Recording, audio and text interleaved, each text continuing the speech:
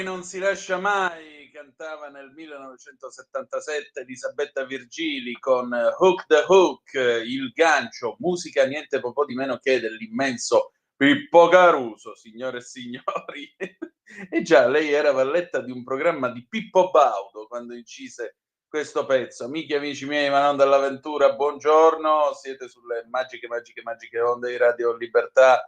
Questa è la rassegna stampa, io sono Antonino Danna, questa è la puntata di oggi, martedì 17 di giugno dell'anno del Signore 2025. Cominciamo subito la nostra trasmissione, vi ricordo date il sangue in ospedale serve sempre, salverete vite umane, chi salva una vita umana salva il mondo intero, secondo appello radiolibertà.net, fesso chi non lo legge, perché vi perdete un bel giornale online, ci sono dentro i Liberamente del direttore responsabile Giovanni Sallusti, gli auto da fede di Giulio Cainarca, la rassegna stampa di Sammy Varin che ancora per questa settimana sto supplendo io, e poi videopillole e molta altra bella robetta. Che dire di più? 340 670 9659 per le vostre zappe o WhatsApp. Vi invito a puntare sulle zappe oggi perché siamo un po' stretti con i tempi. Telefono 0292947222 quando lo dirò io, cioè dopo le 9:15. Alle 9 avremo anche il qui Europarlamento con Anna Cisint.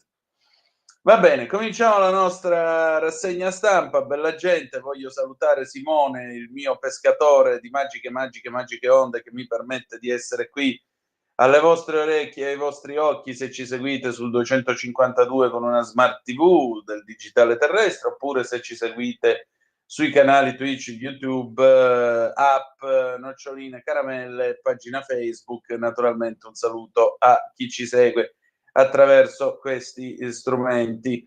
Allora, quali sono i temi del giorno? Beh, i temi del giorno sono Sandir, la guerra Israele-Iran. È stata una nottata anche qui di attacchi e razzi nella Galilea, nella zona centrale di Israele.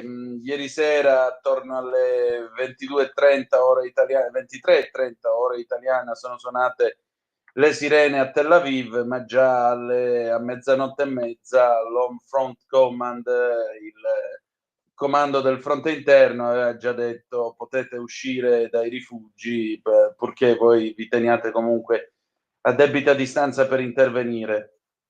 Che altro c'è di importante stamattina? C'è una ricerca in merito alla povertà. Gli italiani sono sempre più poveri. I telefonini a scuola, Val di Tara ha deciso il niet totale, ha fatto bene, aggiungerei. Non so voi che cosa ne pensiate, ma secondo me ha fatto bene. Poi abbiamo il terzo mandato, Matteo Salvini chiarisce un pochettino le idee a chi ha parlato di Hitler e Mussolini democraticamente eletti. E poi c'è Ilaria Salis che si appella alla Meloni e chiede di non vedersi, di essere tutelata, oltre a chiedere ai suoi colleghi europarlamentari: per cortesia non mi levate l'immunità, perché se no poi vado a finire in un carcere ungherese. I carceri ungheresi, si sa, non sono propriamente come quelli italiani. Bene, buona gente, allora noi adesso iniziamo con le nostre agenzie. Qui c'è l'ANSA, eccola qua, live Medio Oriente, Trump lascia in anticipo il G7 e sui social avverte, tutti dovrebbero evacuare immediatamente Teheran. Dichiarazione dei leader, l'Iran è la principale fonte di instabilità e terrorismo della regione. Khamenei in un bunker, voci di defezione del regime, si parla già di un potenziale salvacondotto per scappare a Mosca. La guerra commerciale, Meloni a Trump, importante conseguire l'accordo commerciale UE-USA, intanto però a Banff, nell'Alberta, se mal non mi ricordo, in Canada comunque, a Banff, Trump ha già firmato l'accordo commerciale con Starmer per il Regno Unito, con Sir Keir Starmer. Effetti della guerra, il petrolio risale con gli attacchi Israele-Iran, più 1,07%. La guerra in Ucraina, i missili e i droni russi su Kiev provocano 14 morti. Poi abbiamo un'ordinanza antipetulanza, vietato disturbare i turisti a Capri, l'Unione dei consumatori, era ora di dire basta, sfruttate l'ingenuità. E infine Astana, Xi sta con l'Iran, stringe legami con l'Asia centrale, il presidente cinese incrementa l'arsenale nucleare al ritmo di 100 testate l'anno. La Cassazione, se c'è violenza, non conta il tempo di reazione. La Cassazione è tornata sui suoi passi dopo un'incredibile sentenza, ve lo ricorderete, sulla palpata di Tette, che però, siccome non era durata più di tot secondi, allora non si poteva considerare uno stupro o comunque una violenza sessuale. La BBC, eccola qua, i leader del G7 chiedono la de-escalation nel Medio Oriente. Come vedete dalla fotografia, le facce sono tirate, sorrisi molto pochi, solo la Meloni sorride e probabilmente, no, anche Starmer e Merz, ma gli altri hanno una faccia da 2 novembre. E naturalmente Trump appunto li ha piantati tutti in asso, è tornato alla Casa Bianca chiedendo di attivare subito la Situation Room. Tra l'altro la portaerei Nimitz, super portaerei capoclasse appunto della classe Nimitz, è in arrivo nel Golfo Persico e si affiancherà alla Carl Vinson, mentre le aerocisterne americane si stanno spostando a est verso il Medio Oriente. A me pare che Trump stia andando in soccorso del vincitore, che non è l'Ayatollah Khomeini, come potete immaginare, ma è Netanyahu. Nel frattempo la CNN, diamo anche un'occhiata alla CNN perché la BBC si è concentrata più sul G7. Israele e l'Iran si scambiano colpi nel quinto giorno di conflitto e 2 minuti fa la CNN, vedete che ha battuto Trump molla Macron nel momento in cui se ne va dal Canada, dice qualcosa, dice che sta per accadere qualcosa di molto più grande di un cessate il fuoco, quindi probabilmente il regime iraniano è prossimo alla caduta, chi lo sa. Il presidente Donald Trump ha mollato quello francese Emmanuel Macron, lasciando il Canada alla fine di lunedì, dicendo che la sua controparte ha suggerito erroneamente che stava tornando a Washington per lavorare su un cessate il fuoco. Trump ha scritto su Truth col suo solito stile che il presidente francese Emmanuel Macron, che è sempre in cerca di pubblicità, ha erroneamente detto che me ne sono andato dal G7 in Canada per tornare a Washington e lavorare a un cessate il fuoco tra Israele e l'Iran, ha scritto Trump su Truth. È sbagliato, lui non ha assolutamente idea del motivo per il quale sono in viaggio per Washington, ma certamente non ha niente a che fare con un cessate il fuoco, qualcosa di molto più grosso. Che lo faccia volutamente oppure no, Emmanuel sbaglia sempre. State sintonizzati, quindi Emmanuel Macron è come Cimabue, che una ne fa e ne sbaglia due. Poco prima Macron aveva detto che Trump aveva fatto un'offerta per un cessate il fuoco tra Israele e l'Iran. C'è un'offerta che è stata fatta specialmente per un cessate il fuoco e per avviare delle discussioni molto più ampie, aveva detto Macron ai reporter al summit del G7 di Kananaskis in Canada. Se gli Stati Uniti d'America possono raggiungere un cessate il fuoco è una cosa molto positiva, la Francia l'appoggerà e lo speriamo, aveva detto sempre Macron parlando in francese. Tra l'altro la CNN pubblica un video di 18 minuti fa dove l'ex brigadier generale americano Steve Anderson spiega quali sono gli strumenti militari che possono essere utilizzati dall'America in questo conflitto e naturalmente vi riassumiamo che cosa è successo questa notte. Nelle prime ore del mattino di oggi, martedì, sono suonate ancora una volta le sirene antiaeree in parte di Israele, dal momento che l'Iran ha iniziato la sua nona ondata di attacchi che continuerà fino all'alba, secondo le fonti iraniane, i media iraniani. Le forze armate di Israele dicono che le difese aeree stanno lavorando per intercettare i missili.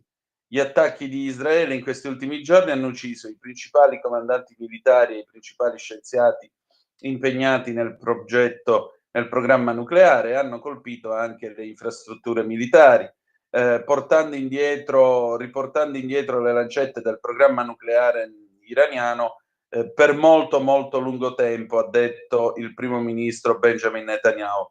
Lunedì, appunto, cioè ieri, Israele ha attaccato le infrastrutture missilistiche e i cacciabombardieri iraniani, che peraltro sono 4 vecchie carrette, perché c'hanno ancora gli F-14 dell'epoca di Top Gun, tanto per capirci. Take my breath away. Poi, appunto, come dicevamo ieri, Israele ha colpito lo studio della TV di Stato Irin, Nima Rajapur, che era questo news editor, quindi un redattore, Masumeh Azimi, un membro dello staff amministrativo, sono stati uccisi nell'attacco. L'attacco ha spinto l'Iran a invitare a invitare due canali televisivi israeliani a evacuare il loro quartier generale. Poi ancora in Iran al momento sembra che i morti siano 224, in Israele solo 24. E poi infine Netanyahu non ha assolutamente escluso la possibilità di uccidere la guida suprema dell'Iran, Ali Khamenei, quando gli è stato chiesto dall'ABC News. Ha anche detto che l'operazione israeliana può portare al crollo del regime degli Ayatollah in Iran. Una fonte americana ha detto anche alla CNN che Trump però aveva detto no alla possibilità di ammazzare Khamenei. Questo è quello che succede, che è successo questa notte, in queste prime ore dell'alba, mentre la guerra dunque entra nel suo quinto giorno. Andiamo a vedere le prime pagine dei quotidiani, si sono fatte le 7:46, stiamo marciando abbastanza in orario. Eccolo qua, a venire il quotidiano dei vescovi, da bomba a bomba, il fatto al G7 in Canada, gli alleati e Trump non trovano l'intesa sulla de-escalation, il vertice rischia il fallimento, Israele colpisce la TV di Teheran, controlliamo il loro cielo. Khamenei nel mirino, l'Iran promette una notte di vendetta, Meloni cerca la via del cessate il fuoco a Gaza, di spalla, o meglio, questi due box, intervista alla premio Nobel Shirin Ebadi che ha già parlato ieri su Repubblica, la decisione sul futuro spetta solo al popolo iraniano, l'ambasciatore israeliano Sideman, Papa Leone, questo è l'ambasciatore israeliano in Vaticano, Papa Leone ha ragione, ma sull'atomica non c'era scelta. Poi abbiamo la Caritas, più 62% di assistiti in 10 anni, povertà in aumento tra lavoratori e famiglie con figli. Il referendum sulla cittadinanza, dopo il mancato quorum si discute anche di nuove soglie per firme e votanti. Cittadinanza, prime mosse, Nevi, Forza Italia, proposta in campo, serve un'intesa. Del Rio del PD siamo pronti a sostenerla. Gli stati generali, sanità italiana, obiettivo prevenzione, ma per cambiare servono più risorse. Infine, Uganda si muore di fame nei campi profughi. E poi ci sarà un'alleanza europea per il ritorno del nucleare, in questo caso atomico, pacifico, per produrre corrente elettrica e abbassarci la bolletta dell'energia. Corriere della Sera, mitico Corrierone. Tra l'altro domani al via la maturità con la prova di italiano. Ragazzi, calma, gesso, ricordatevi che almeno ai miei tempi era una grande farsa, studiate per voi e per il vostro futuro, che è quello che vi direbbe probabilmente anche il ministro Valditara, che è una persona seria. Studiate per voi e per il vostro futuro, tanto quel numero che vi daranno alla fine di questi 20 giorni di Bailam, sappiate che non dirà di voi se siete brave ragazze o bravi ragazzi, se siete in gamba o se siete delle pippe. Quel numero non conta niente. Nella vita conta altro, conta la capacità di saper riflettere sulle cose, ragionare, prendere delle decisioni e trovare le informazioni giuste con la massima rapidità. La cultura è questo, trovare le informazioni nel modo più veloce possibile, diceva Umberto Eco. Raid e morti, l'Iran vuole trattare, ecco l'apertura del Corriere, voci su un salvacondotti in Russia per Khamenei, Netanyahu ucciderlo farebbe finire la guerra. I media, gli ayatollah in contatto con USA e Israele, colpita la TV di Stato nella capitale, il G7 chiede la de-escalation, Trump frena e rilancia, Teheran va evacuata. Questa è la conduttrice che stava maledicendo Israele, parlava di difesa della madrepatria nel momento in cui il missile israeliano ha colpito la sede della televisione. Israele ha poi spiegato che questa sede, apparentemente civile, sotto ospitava il centro di comunicazione delle forze armate iraniane che se ne servivano per comunicare con i proxies, cioè con gli Houthi, Hamas e Hezbollah. Di spalla, commercio, la ricerca di un patto con gli USA, dazi, l'Europa apre a un accordo sul 10%, il delitto di Villa Pamphili, la ricostruzione aveva un nome finto, l'americano ubriaco, la neonata in lacrime, così l'ha uccisa, e poi Bologna era tornato dopo un tumore, l'azzurro Polonara in cura per la leucemia, il basket sotto shock. Un abbraccio grande a lui, forze avanti, caro fratello della 048, e un abbraccio a tutti, a tutte e tutti voi della 048. Il Fatto Quotidiano, i complici divisi, i complici. Questi fanno il tifo per gli Ayatollah, è straordinario. I complici divisi su tutto, ma Londra e Parigi amano Bibi. Ma che Israele? L'UE vota sui cani e i gatti. Le vere priorità, Tel Aviv non si tocca, meglio gli animali domestici, l'addio totale al gas russo per sabotare ancora il negoziato su Kiev. La deputata UE sanziona Israele, Aubry, Left, Europa incoerente, chiede la de-escalation, intanto fa il riarmo e dimentica i Gazawi. Se fosse per questi avremmo tutti la barba lunga. Il Giornale, il regime scricchiola, gli Ayatollah chiedono pietà, Israele bombarda la TV di Stato e annuncia controlliamo i cieli iraniani. Esodo da Teheran, i pasdaran in crisi pronti a trattare sul nucleare, Netanyahu uccidere Khamenei farà finire la guerra, voci di fuga a Mosca. L'analisi però di Gian Michelessin, che da valente inviato di guerra quale lui è, dice una cosa seria, la supremazia aerea non basta, serve un piano per evitare il caos. La fotonotizia a centropagina, eccoli qua, alla Fiera della Difesa, antisemitismo a Parigi, oscurati gli stand israeliani alle Bourget. La guerra commerciale, svolta dei dazi, l'Europa propone l'accordo, Bruxelles offre a Trump un'intesa del 10% e lo stop al gas russo.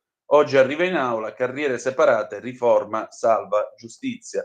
Di spalla scrive Gianluca Pellegrini, il direttore di Quattro Ruote, perché il divorzio De Meo Renault certifica la morte dell'auto. Luca De Meo lascia Renault, ma soprattutto lascia l'automobile. E forse proprio per questo il Coup de Théâtre rivela qualcosa che nessun altro ha il coraggio di dire, e cioè che l'automobile europea è morta.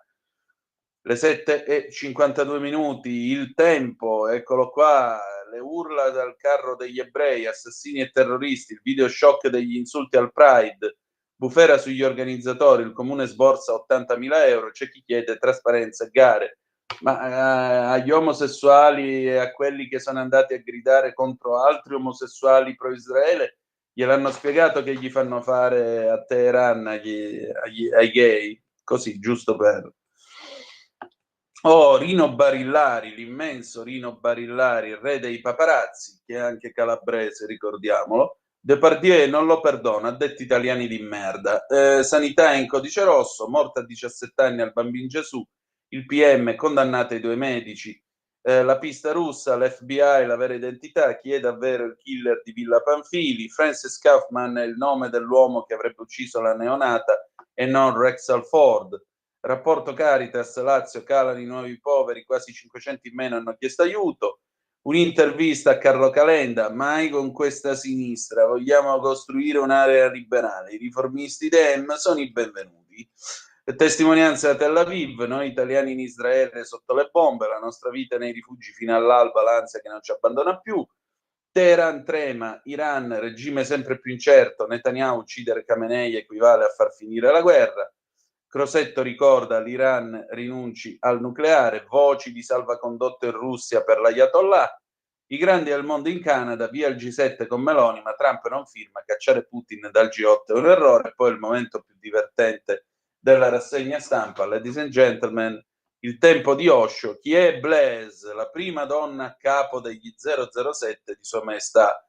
Ecco, vedete che c'è questa bionda con la pistola in mano nella sede dell'MI6, in realtà è una signora dai capelli castani, e lei dice, questa è una battuta, scusate, va assaporata, voglio vedere chi è il primo spiritosone che mi chiama 007.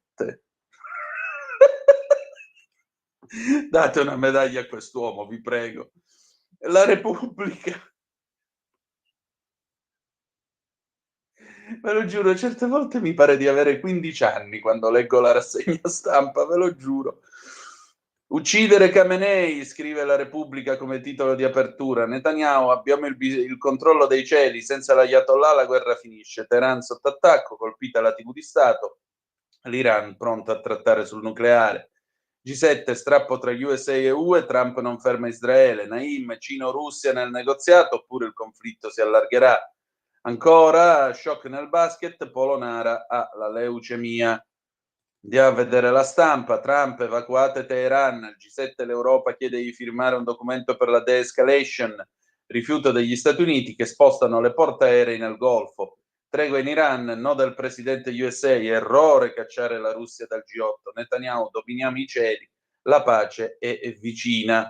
Ancora, giovani italiani meno pagati d'Europa, intervista a Kelly, presidente dell'Istat, la quota di stranieri è bassa rispetto agli altri paesi. La verità, eccoci qui, quanto può resistere l'Iran, che cosa rischia Israele, Netanyahu allo scoperto, se uccidiamo Khamenei finisce tutto, priva di difese aeree, senza neppure l'appoggio della Cina, il paese degli Ayatollah non può sostenere a lungo il conflitto e cerca contatti per una tregua. Intanto però c'è il pericolo che usi armi chimiche a Tel Aviv e Haifa. E questa è un'ipotesi estremamente drammatica. La sinistra va in testa coda perfino sul gay pride, appunto, hanno accusato i gay pro-Israele di essere tutti una manica di fascisti.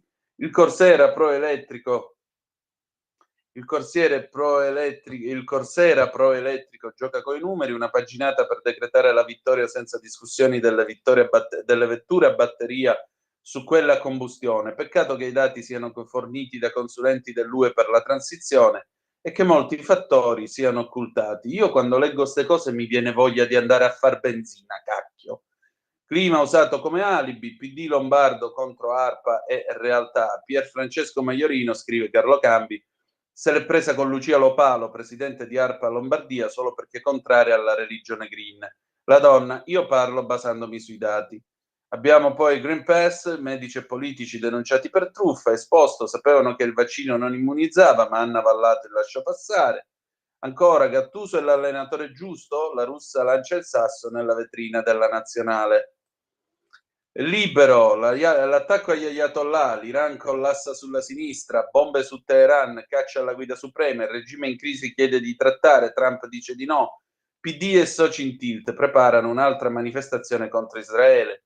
I leader del campo largo, i Dem hanno già il federatore Khamenei, scrive Capezzone. Una medaglia anche a Daniele Capezzone, fa degli editoriali che sono veramente geniali. E lo dico con ammirazione. Fotonotizia a centropagina, ora i partigiani dichiarano guerra a Bezos, mobilitazione contro le nozze del patron di Amazon a Venezia, e poi all'interno la proposta di Bruxelles, UE pronta all'accordo dazi 10%, la Salis invoca la Meloni, mi tuteli, il dibattito mondiale per il club, spettacolo o farsa? A saperlo. Italia Oggi, eccola qua, bella come il sole. Italia Oggi stamattina, scuola, vietati i telefonini, niente cellulari in classe anche alle superiori. Dal prossimo anno scolastico i ragazzi dovranno lasciare gli smartphone prima delle lezioni e le scuole dovranno custodirli, quindi gli metteranno probabilmente gli armadietti all'americana. L'arma assoluta in mano all'Iran, il blocco dello stretto di Hormuz che bloccherebbe il petrolio, scrive Carlo Pelanda a pagina 5. Novità Meta, WhatsApp, al via pubblicità, abbonamenti ai canali. Poi ancora Carlo Valentini, terzo mandato possibile se sarà concesso anche ai sindaci delle città come chiede il PD. E poi implacabile come sempre Pierluigi Magnaschi colpisce con il diritto e rovescio. Da almeno 30 anni la semplificazione fiscale è promessa da tutti i partiti, ma secondo un'indagine della Banca Mondiale l'Italia e il Portogallo sono in Europa i paesi col sistema tributario più complicato. Una media impresa con circa 60 dipendenti, italiana e portoghese, infatti impiega 30 giorni all'anno per gli adempimenti fiscali. Da questo punto di vista Estonia, Lussemburgo e Irlanda sono i paesi più felici. Questo tipo di attività richiede rispettivamente 6, 7 e 10 giorni. La complessità del sistema italiano è provocata da una pressione fiscale al 42,6%, che innesca automaticamente spinte all'evasione e quindi provvedimenti a raffica di lotta all'evasione. C'è inoltre la necessità di agevolare settori in crisi o categorie fragili che cambiano in continuazione in base agli equilibri politici. La semplificazione resta e resterà un sogno. Sono le 8, pausa e adesso ci sentiamo Lucio Battisti, Acqua Azzurra, Acqua Chiara, a noi grazie a 1970 e poi torniamo qui per la rassegna stampa. Che domande.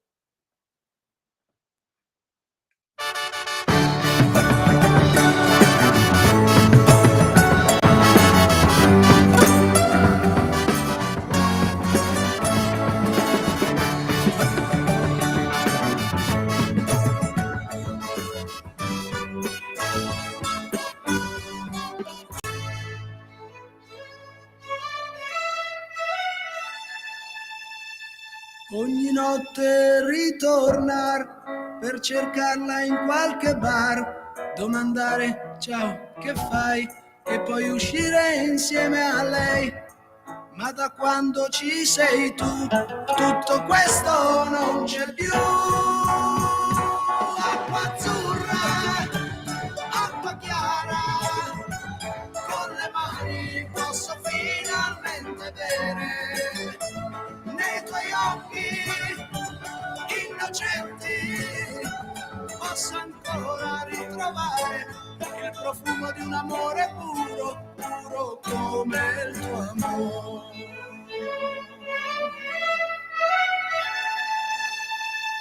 Ti telefono se vuoi, non so ancora se c'è lui. Accidenti che farò, 4 amici troverò.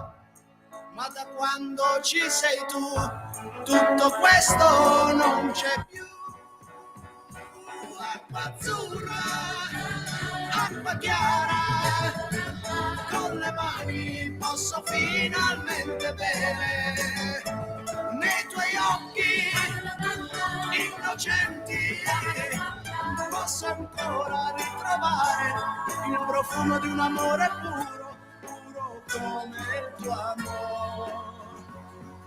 Da quando ci sei tu, tutto questo non c'è più. Acqua azzurra, acqua chiara, con le mani posso finalmente bere. Acqua azzurra,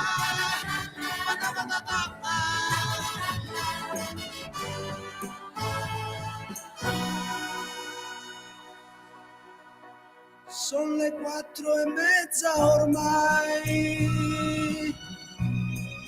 non ho voglia di dormire. A quest'ora cosa vuoi? Mi va bene pure lei, ma da quando ci sei tu, tutto questo non c'è più.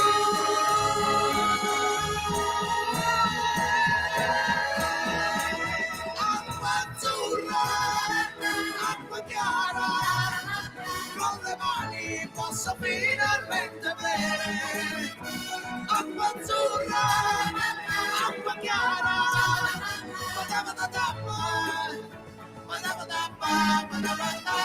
nei tuoi occhi innocenti,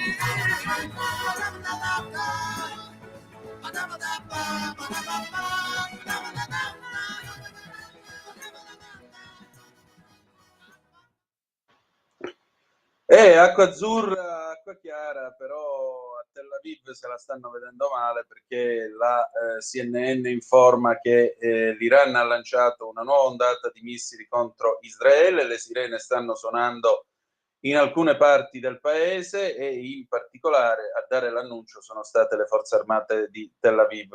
Le difese aeree israeliane sono entrate ovviamente in funzione e un producer della CNN a Tel Aviv ha riferito di aver ascoltato delle esplosioni in città. Infatti questa che vedete è una webcam che la API, la Associated Press, ha messo a disposizione di tutti per poter vedere Tel Aviv e gli effetti dei bombardamenti. Se guardate in quest'area qui, ora non si vede molto, poco fa, mentre andava Acqua Azzurra, Acqua Chiara e Lucio Battisti, si è levata una colonna di fumo nero, lo vedete che poco poco si nota, che si sta ancora alzando da questa parte della città, quindi deve essere probabilmente caduto un missile o rottami di un missile intercettato dall'Iron Dome. Sono le 9:05 del mattino, ora locale di Tel Aviv per il momento. Simone, se ti è possibile con i tuoi magici artifici, se per favore possiamo tenere in un angolino questa diretta della AP con il bombardamento in corso, in modo tale da dare un resoconto continuo ai nostri ascoltatori e spettatori, ovviamente attraverso la radiovisione, di quello che sta succedendo adesso in quel di Tel Aviv. Potete vedere appunto, continua ad alzarsi, si vede un po' meno contro lo sfondo del cielo grigio, si vede un po' meno, eccolo qua, lo sbuffo di fumo che continua a salire, quindi probabilmente è stato colpito qualche edificio o qualcosa ha preso fuoco. Mattinata, come vedete, di foschia. Tra l'altro io ho qui l'app con le allerta e in particolare, vediamo un po', dov'è? Nella Galilea centrale stanno cadendo dei missili e poi vi informo anche sul fatto che altri missili, appunto, Tel Aviv e nel mirino. E tra l'altro l'app ha la particolarità che vi indica anche quanto tempo avete per poter raggiungere il più vicino rifugio. Per esempio nella Galilea centrale, nella Galilea superiore 30 secondi, in quella centrale 1 minuto. Questo tanto per dirvi come si vive la guerra del XXI secolo. Qui il fumo a venire fuori. Va bene. Simone, niente, ti affido questa, come ti posso dire, questa diretta, se riesci poi a metterla da qualche parte. Ti ho mandato il link sulla Zappella Radio. A proposito di zappe, voi mi avete scritto, io immantinenti vi do una lettura delle zappe. Ciao Antonino, baby baby now, non fermare il sound. Meno male che qualcuno l'ha fermata, la cantante di questa mattina. Walter, ma povera Elisabetta Virgili, ti prego. Poi ancora, Marco da Milano, ciao Marco, troppi ragazzi credono che nel possesso e uso del cellulare stiano le risposte e la soluzione a tutti i problemi della vita e del quotidiano. Bene ha fatto Valditara a proibirne l'uso a scuola. E ancora, Pietro, perché l'Iran giustamente non può arrivare all'atomica e invece la Cina confeziona 100 testate all'anno? Spiegami. Allora, il principio è molto semplice. La Cina, per quanto sia una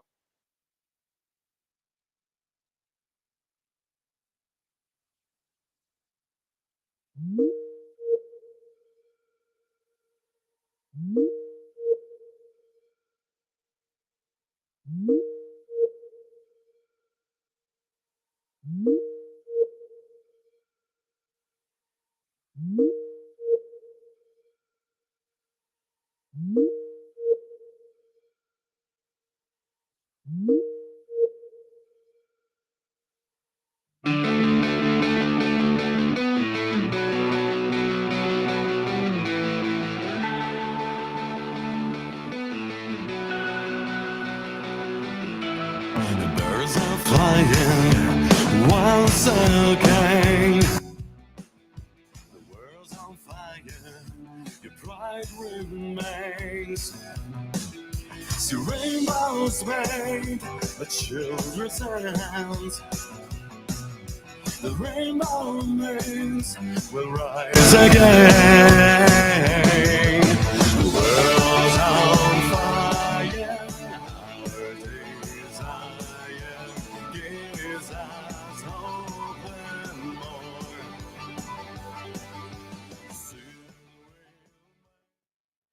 Ecco, scusate, c'è stato un momento di defaillance della linea telefonica. Vi dicevo, è Henry Kissinger ha scritto questo libro, appunto, Ordine Mondiale del 2015, nel quale lui osserva questa cosa sull'Iran, caro Pietro. L'Iran, da un lato fa finta, diciamo, da un lato rientra nell'ambito di tutte quelle istituzioni internazionali, l'ONU, eccetera, eccetera, come se fosse uno Stato ordinario, ma in realtà ne fa parte con lo scopo di abbatterle, perché lo scopo dell'Iran è sostanzialmente, o meglio, lo scopo della Repubblica Islamica dell'Iran è quello di conquistare il mondo e sottometterlo all'Islam. Questo è l'obbligo morale, il fine ultimo della Repubblica Islamica dell'Iran. Per cui l'Iran si pone in una posizione, diciamo così, che utilizza, sfrutta tutte le organizzazioni internazionali, ma con lo scopo appunto di imporre l'Islam, la Sharia e distruggere Israele e convertire i cristiani di ogni ordine e grado. Mentre invece la Cina, che è uno Stato comunista ateo, semplicemente si dota delle armi atomiche per entrare in quel club ristretto di potenze atomiche, club ristretto che alla fine si tiene in equilibrio, a parte il fatto che comunque la Cina non ha la quantità di testate che ha la Russia o che hanno gli Stati Uniti d'America, quindi sotto questo profilo deve ancora crescere, posto che l'equilibrio nucleare, l'equilibrio del terrore significa anche la fine, cioè nel momento in cui parte una supposta atomica da qualunque parte del mondo essa parta, è la fine per tutti quanti, quindi è la sconfitta totale per tutti. Fine. Allora, torniamo a noi perché ora l'orologio si mette a correre, se si mette a correre è un problema.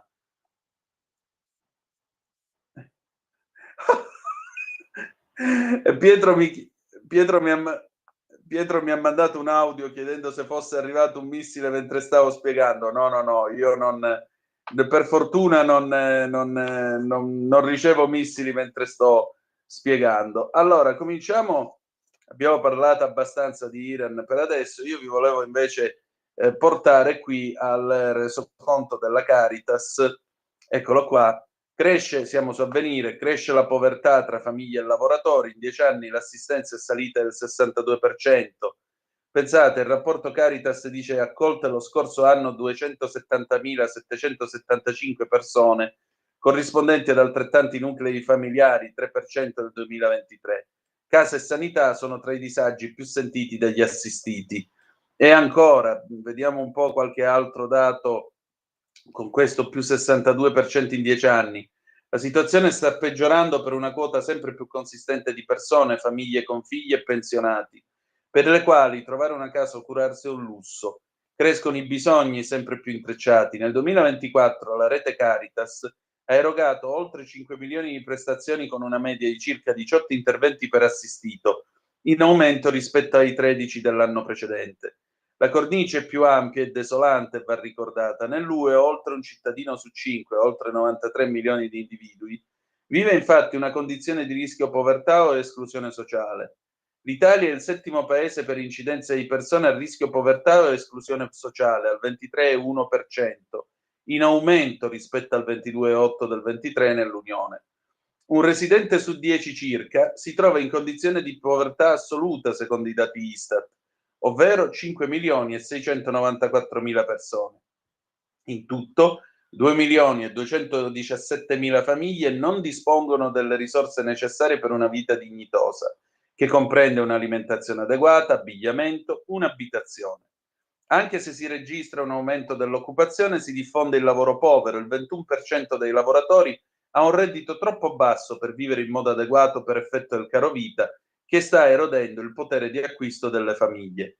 La rete Caritas continua a rappresentare un presidio fondamentale di solidarietà.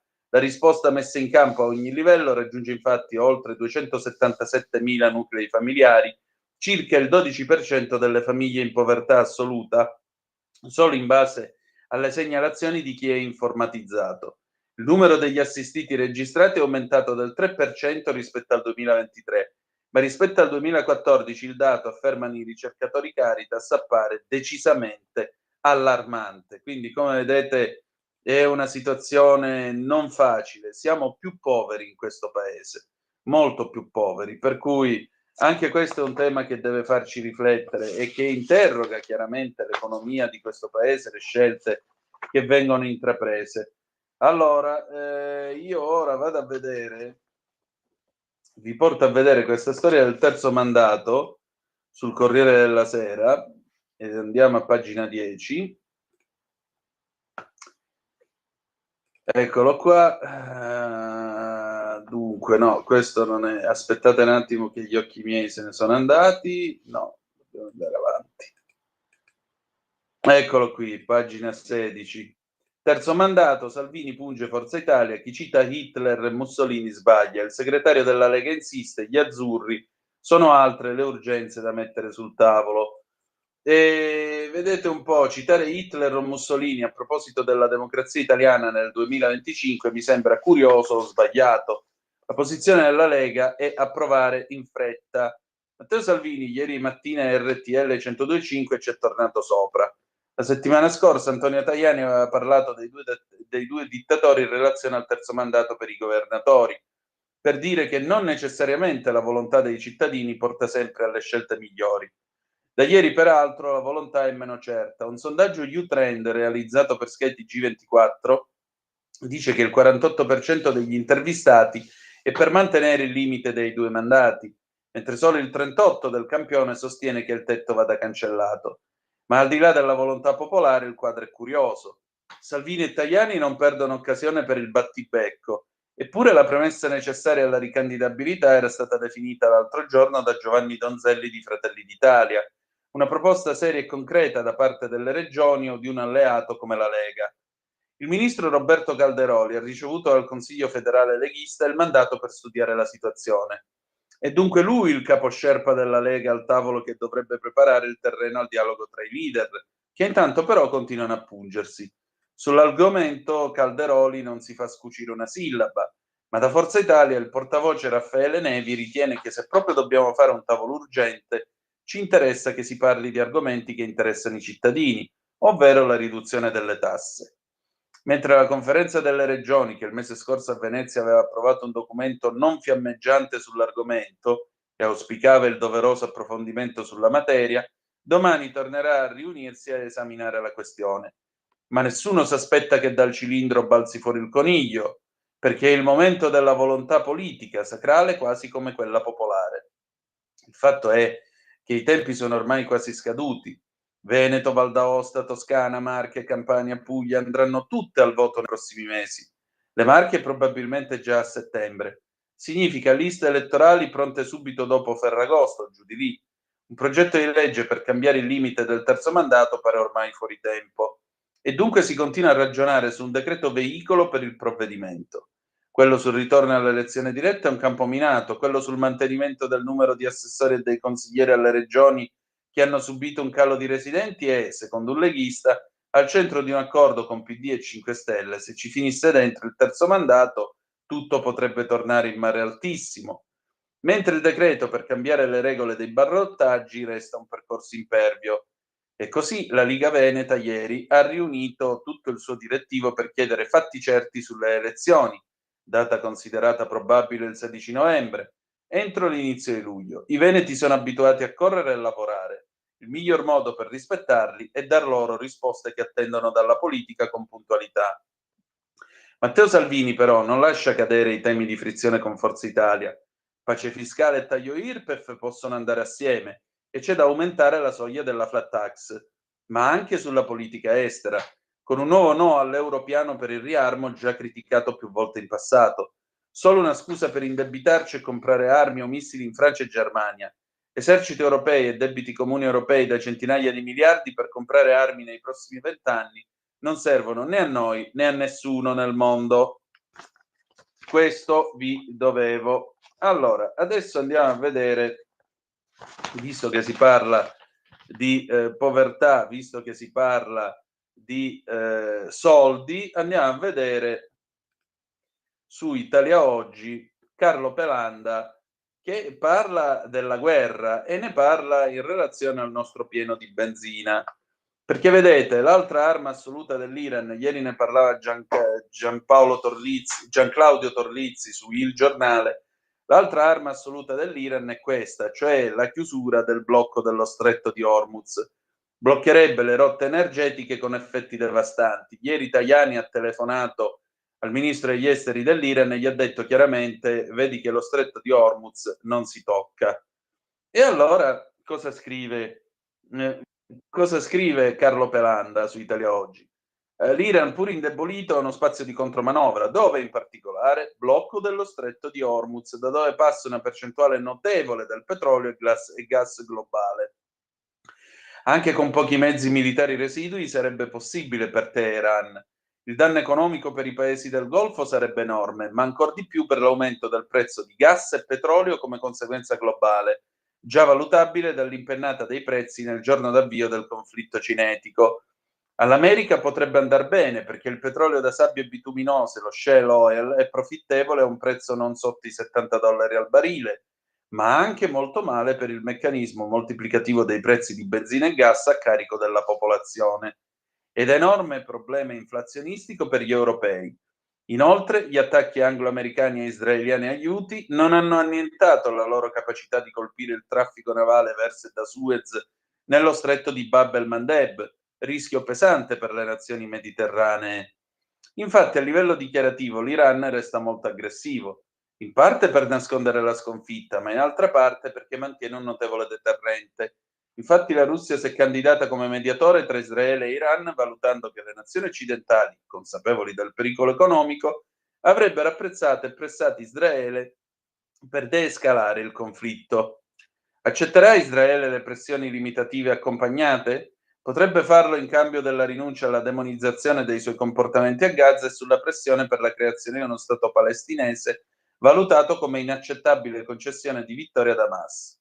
Ma dovrebbe emergere una soluzione alternativa digeribile dalle nazioni arabe sunnite. Tuttavia, se l'Iran, oltre a bloccare Hormuz direttamente, Bab el-Mandeb via proxy, probabilmente con missilistica cinese, mantenesse una postura d'attacco a Israele e la estendesse alle basi statunitensi nell'area del Golfo, ci sarebbe un livello in più di escalation, ma è più probabile un raffreddamento. E vedremo perché naturalmente questo diciamo così, riguarda anche i nostri soldi, riguarda il prezzo alla pompa della benzina, riguarda quanto ci costerà la bolletta del gas per scaldarci quest'inverno e così via. Allora, ciò chiarito, noi andiamo oltre e in particolare andiamo a vedere a pagina 11 del Tempo, si parla della maturità, ecco qui, e si parla anche di questo compito. Guardate qua che roba, pagina 11, denuncia della Lega a Civitavecchia, compito in un elementare, l'angelo che legge il Corano. E bufera per quanto accaduto nella scuola elementare di Civitavecchia Alessandro Cialdi. Durante un workshop le maestre avrebbero fornito ai bambini un disegno da ritagliare con un angelo che legge il Corano. Diverse le telefonate che il consigliere comunale della Lega Antonio Giammusso ha ricevuto da parte delle famiglie preoccupate. A intervenire sono Silvia Sardone e Rossano Sasso. Siamo a un punto di non ritorno. L'islamizzazione nelle nostre scuole va fermata perché l'educazione dei nostri figli non può essere lasciata a imam e insegnanti politicamente schierati. La sinistra applaudirà, ma a Civitavecchia c'è un vescovo, perché ogni tanto non parla anche lui di queste cose? E dice una cosa molto semplice: scherza coi fanti e lascia stare i santi? Ah, saperlo. Vabbè, parliamo della maturità, va. Mancano meno di 48 ore alla campanella che segnerà l'inizio dell'esame di Stato del 25. Oltre 500.000 di studenti è chiamato alla maturità con la prova di italiano, il tema comune a tutti gli indirizzi e le scuole superiori. Quest'anno gli studenti coinvolti saranno 524.415, di cui 13.066 sono degli esterni, mentre le commissioni sono 13.900 per un totale di 27.698 classi. La ripartizione dei candidati per tipologia di percorso di studio è la seguente: licei 268.005, istituti tecnici 169.006, istituti professionali 86.100. Le tracce sono state già scelte dal MIM, Ministero dell'Istruzione e del Merito, sono sotto chiave al Ministero. Solo mercoledì sarà fornita alle scuole la chiave per poter accedere al plico telematico con i temi. Intanto tra i maturandi impazza il tototaraccia tra i ragazzi. Come negli anni precedenti, gli studenti credono che sia possibile un tema dedicato a Gabriele D'Annunzio. Tra i papabili per la tipologia A, l'analisi del testo che può anche essere in versio prosa, Eugenio Montale per una ricorrenza tonda, i 100 anni dalla pubblicazione di Ossi di Seppia. Per il tema d'attualità resta in pole l'intelligenza artificiale assieme alla violenza di genere, con i femminicidi in costante crescita.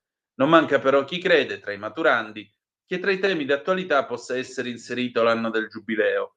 Si lega dunque a Prevost la possibilità che nella tipologia A, l'analisi del testo, ai ragazzi possa essere sottoposto un brano delle Confessioni di Sant'Agostino, oppure, pensando a Papa Francesco, potrebbe toccare alla Laudato Si, dedicata all'ambiente e alla salvaguardia della terra, pubblicata 10 anni fa. Mercoledì gli studenti avranno a disposizione 6 ore per scrivere il proprio tema, scegliendo una delle tracce decise dal Ministero dell'Istruzione e del Merito. 2 riguardano l'analisi del testo, tipologia A, 3 il testo argomentativo, tipologia B, 2 infine il tema d'attualità, tipologia C. Quest'anno per essere ammessi è stato determinante il voto di condotta, come previsto dalla circolare del ministro Giuseppe Valditara dello scorso 31 marzo, così come sarà imprescindibile adeguarsi a un'altra circolare rilasciata ieri dal Ministero relativa al divieto di utilizzo dei telefonini in classe anche nelle scuole superiori. Si dispone anche nel secondo ciclo di istruzione il divieto d'utilizzo del telefono cellulare durante lo svolgimento dell'attività didattica e più in generale in orario scolastico. Tale intervento, ha sottolineato il Ministro nella circolare, appare ormai improcrastinabile alla luce degli effetti negativi che un uso eccessivo o scorretto dello smartphone può produrre sulla salute degli adolescenti e sulle loro prestazioni scolastiche. Le 8:26 e 34 secondi, noi continuiamo a muoverci, a fare questa nostra scorribanda tra le pagine dei quotidiani italiani. Diamo un'altra occhiata, ecco qua. Ecco, vi dicevo, tra l'altro, si parlava dei dazi. Ecco, i dazi sono al 10%, o meglio, l'UE spinge per l'intesa sui dazi, 10% con gli USA, la proposta di Italia, Germania e Francia, Trump vede la von der Leyen, l'accordo con Londra, Meloni per una area di libero scambio transatlantica. Naturalmente è chiaro che, essendosene andato sul più bello Trump, questa notizia lascia il tempo che trova. Comunque ve la leggo. L'obiettivo dell'accordo con gli USA, secondo ipotesi già circolate, sarebbe quello di un dazio del 10% su tutte le importazioni di prodotti europei negli USA, una soluzione che sarebbe accettabile per i maggiori paesi esportatori d'Europa, se non fosse altro per il fatto che i negoziatori USA hanno già chiarito che sotto quella soglia non sono assolutamente disposti a scendere e che dal 2 aprile la stretta decisa da Washington ha portato, ad esempio, a dazi del 27,5% sulle auto europee e al 50% sull'import d'acciaio. Ieri il quotidiano tedesco Handelsblatt, che è più o meno come il nostro Sole 24 Ore per capirci, ha già indicato la soluzione al 10% come quella che è stata proposta dall'UE, aggiungendo che in cambio l'Europa sarebbe disposta a ridurre i suoi dazi sulle auto USA e accettare una serie di specifiche tecniche che consentirebbero ai produttori americani una maggior penetrazione sui nostri mercati. La Commissione non ha confermato l'indiscrezione, anzi definito pure speculazioni quelle su una proposta precisa su questo dazio generalizzato, aggiungendo che le notizie del quotidiano non riflettono l'attuale stato dei negoziati. Lo stesso Merz ha ostentato prudenza. Non ci sarà una soluzione in questo vertice, ma forse potremmo avvicinarci a una soluzione a piccoli passi. A parlare di dazi nei rapporti USA-UE dovrebbero essere anche il commissario europeo al commercio Maros Sefcovic e il rappresentante commerciale statunitense Jamieson Greer, sempre il G7 canadese. Ma ovviamente ogni iniziativa di livello superiore, addirittura condotta in prima persona dai governi, rischia di eclissare il loro ruolo e il loro operato. L'Europa non è il solo partner commerciale che vuole chiudere la questione dazi con gli Stati Uniti. Ieri Trump ha incontrato anche il nuovo primo ministro canadese Mark Carney. Possiamo concludere qualcosa, ha detto. Dopodiché se n'è andato e ciaone.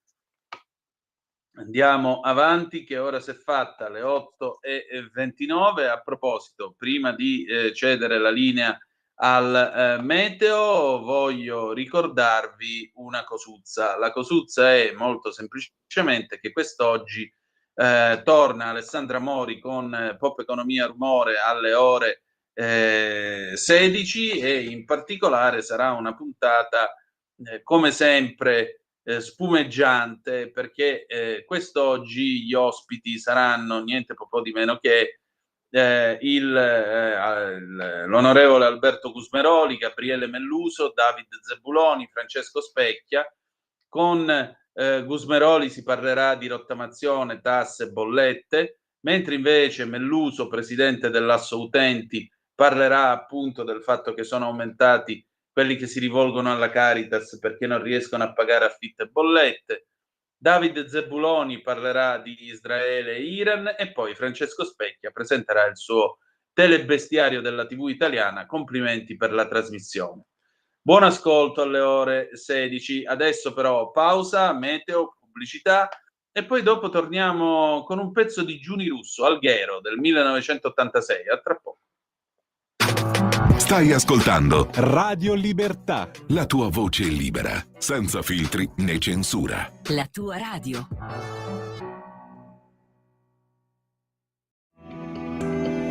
il meteo.it presenta le previsioni del giorno.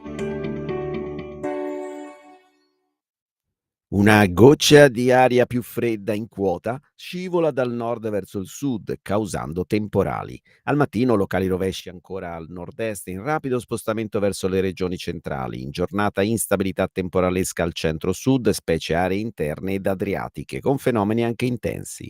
Temperature in generale calo, anche di 5-7 gradi. Per ora è tutto da ilmeteo.it, dove il fa la differenza anche nella nostra app. Un saluto da Lorenzo Tedici. Avete ascoltato le previsioni del giorno.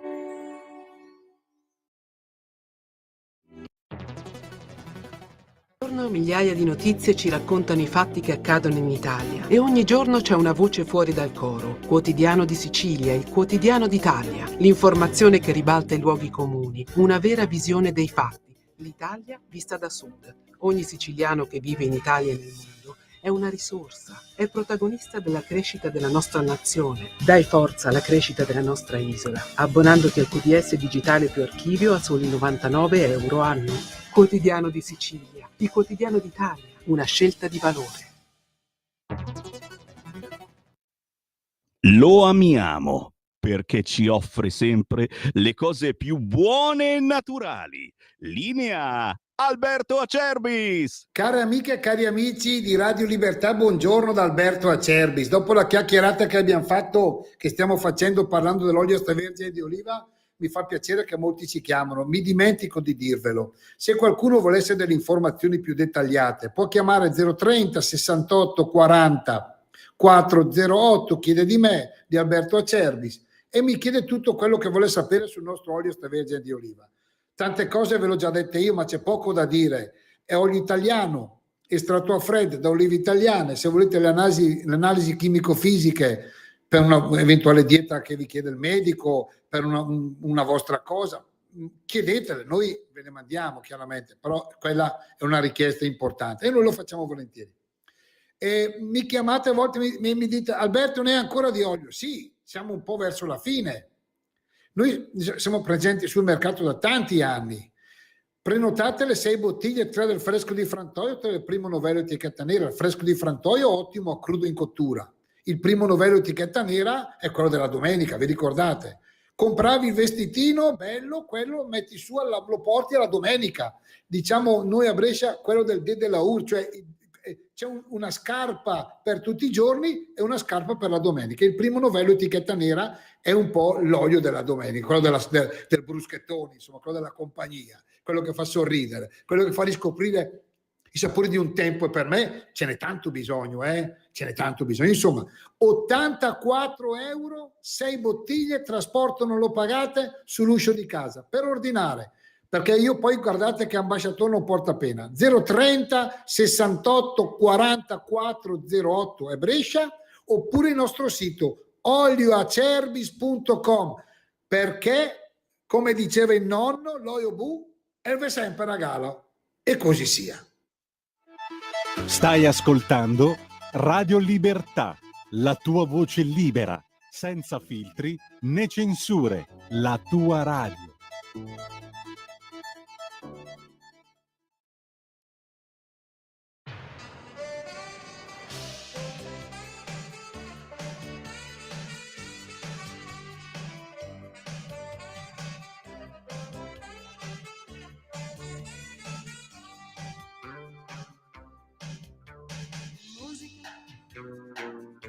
E come musica il desiderio regna nella mente, parto senza voglia di tornare. Musica e come musica la smania che mi prende, vestirmi da sirene come una visione magica. Mia madre non lo deve sapere, non lo deve sapere, non lo deve sapere. Mia madre non lo deve sapere, non lo deve sapere, che voglio andare ad Alghero in compagnia di uno straniero. Si spiaggia assolate, mi parli in silenzio con acqui e occhiate. Voglio andare ad Alghero in compagnia di uno straniero. Le corse sfrenate su moto cromate di sera d'estate. Che scandalo, da sola ad Alghero, da sola ad Alghero con uno straniero. Mia madre non lo deve sapere, non lo deve sapere.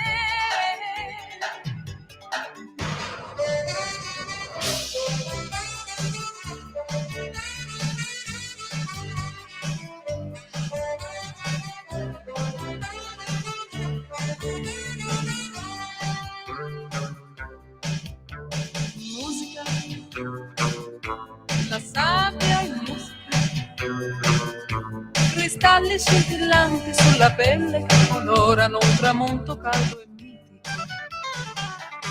Mia madre non lo deve sapere, non lo deve sapere, non lo deve sapere. Mia madre non lo deve sapere, non lo deve sapere, che voglio andare ad Alghero in compagnia di uno straniero. Si spiaggia assolate, mi parli in silenzio con languide occhiate. Sono ancora ad Alghero in compagnia dello straniero. Le corse sfrenate su moto cromate di sera d'estate.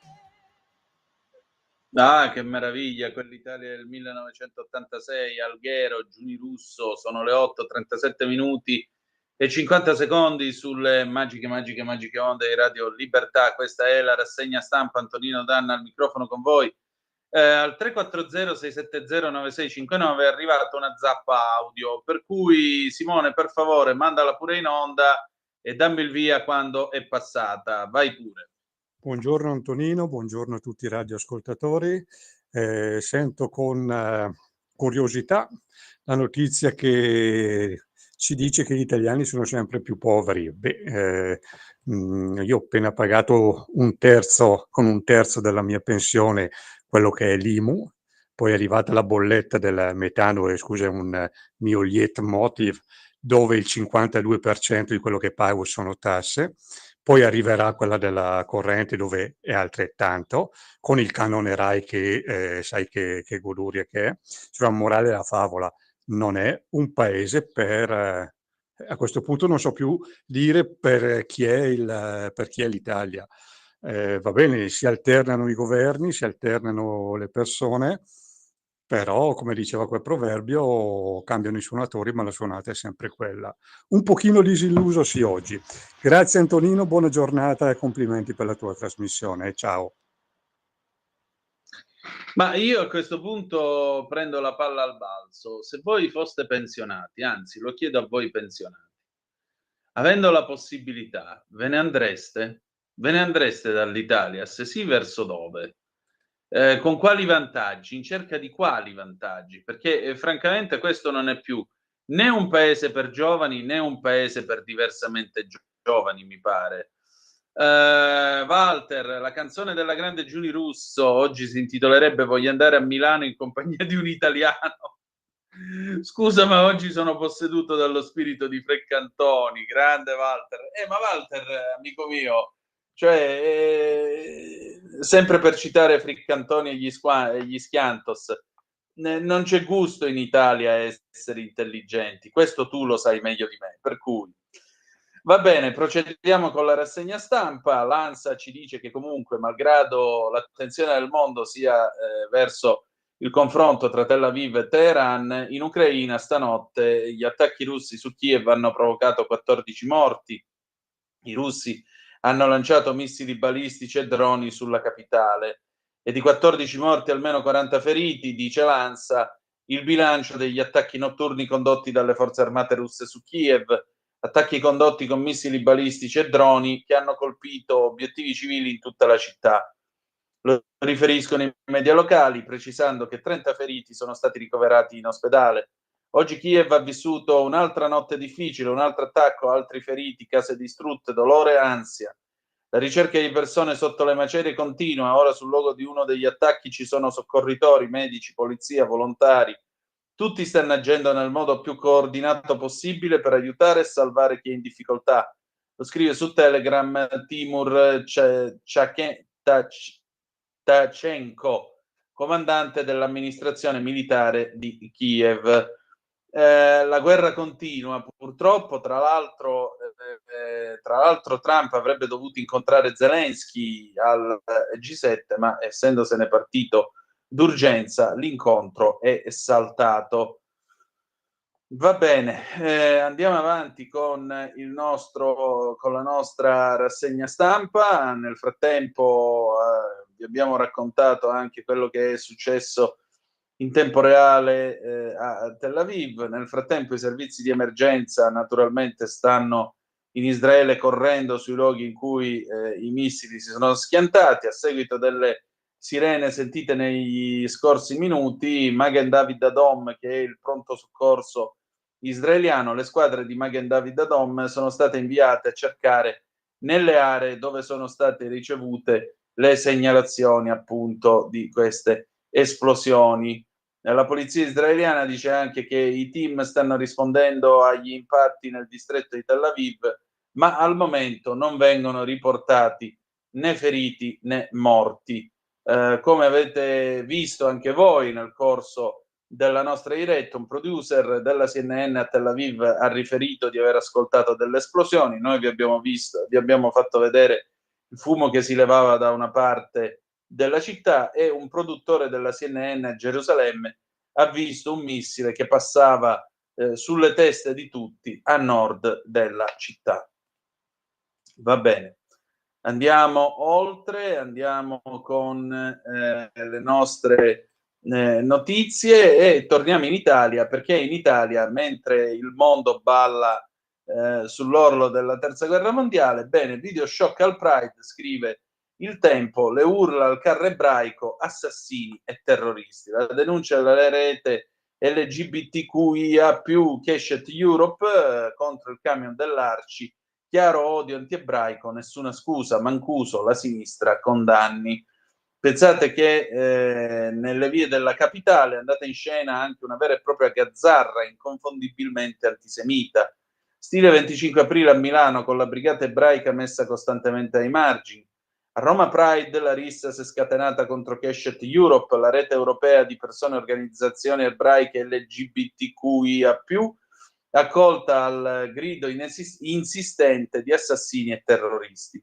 Ariel Heller, presidente di Keshet Europe, la racconta così. Fino all'arrivo per noi era stata una festa con provocazioni minime da parte dei Propal. Poi questa brutta sorpresa all'arrivo. Lo scontro verbale col carro dei Larci, gli insulti, come è evidente dai video, Le dichiarazioni provenienti da quel carro rappresentano una forma chiara di odio anti-ebraico. Non si sono neanche scusati, spiegano da Keshet. Hanno avuto il coraggio di chiederci di abbassare le nostre bandiere con i simboli ebraici, poi sono partiti i cori assassini. Ci siamo sentiti pesantemente minacciati, concludono. Per il network era il ritorno al Pride, nella scorsa edizione non avevano potuto partecipare per motivi di sicurezza. Insieme agli insulti verbali, gesti minacciosi, braccia allungate a mimare una pistola puntata verso i manifestanti con la stella di David. Il tutto nella totale indifferenza del campo largo, ampiamente rappresentato nella manifestazione, impegnato d'altra parte a offendere la Presidente del Consiglio. Beh, ognuno con il suo stile alle 8:45. Ed eccola qua, lei di occupazione, Salis vuole occupare anche la poltrona UE, il video appella ai colleghi, votate per l'immunità. L'eurodeputata di Alleanza Verdi Sinistra non si ferma più tra interviste, post, filmati, il messaggio agli altri parlamentari: avete la responsabilità morale, signori. Cosa dice la Salis in questo video appello? Sarà un voto importante. Lo è ovviamente per me, perché da quel voto dipende la mia libertà personale, ma è anche un voto che riguarda l'Europa e la democrazia. Un tentativo di far passare un messaggio trasversale che intersechi il suo interesse con quello più generale, come volersi autoproclamare eroina della libertà. Non si è trattata e non si tratta di sottrarsi alla giustizia. In Ungheria, per chi osa opporsi al regime, non si cerca giustizia ma vendetta. Il procedimento che mi ha colpito e potrebbe riaprirsi è una messa in scena giudiziaria dove la condanna è decisa ancor prima del processo. Infine il lamentoso richiamo ai colleghi europarlamentari. Chi sarà chiamato a votare dovrà assumersi la responsabilità morale e politica di decidere se consegnare una collega nelle mani di un regime autoritario. La responsabilità storica di decidere se in Europa debba prevalere l'autoritarismo o la democrazia. Perché difendere la mia persona significa difendere la libertà di parola e d'espressione. A voi la scelta. Un video tutt'altro che spontaneo, scrive Il Tempo, studiato nei minimi dettagli da esperti del settore, dal tono della voce ai movimenti delle mani, senza dimenticare le inquadrature. Un tentativo di cambiare un destino che, almeno stando ai precedenti, appare segnato. Andiamo a sentire quest'altra zappa che è arrivata. Simone, per favore, la mandi nota, poi come sempre mi fai cenno. Grazie. Sono Walter, mi hai iperstimolato. Una proposta sarebbe semplice per noi pensionati, condivido quello che ha detto l'ascoltatore amico di prima. Zone depresse in Italia, il sud Italia, crisi. Allora facciamo in modo che chi dal nord si trasferisce al sud come pensionato, invece di pagare il 35% di tasse, ne paga il 15%. Si sviluppa al sud, aumenta la spesa al sud, si creano, come si dice, cooperative per la gestione delle persone anziane, ma cioè, non è che ci vuole Nembo Kid per pensare una cosa del genere, è talmente banale che diventa difficile capire perché non lo si faccia. Grazie, ciao. Beh, Walter, l'idea non è male, anche perché aggiungerei una cosa, se mi posso permettere. Se ne era parlato e non poco di questa cosa, della possibilità di trasformare il Sud Italia in una zona agevolata per i pensionati, però com'è, come non è, non si è fatto per adesso, eppure ci sarebbe. Se ci fosse, tra l'altro, una sanità efficiente, credo che e dei trasporti adeguati, credo che la cosa sarebbe quanto mai appetibile e interessante.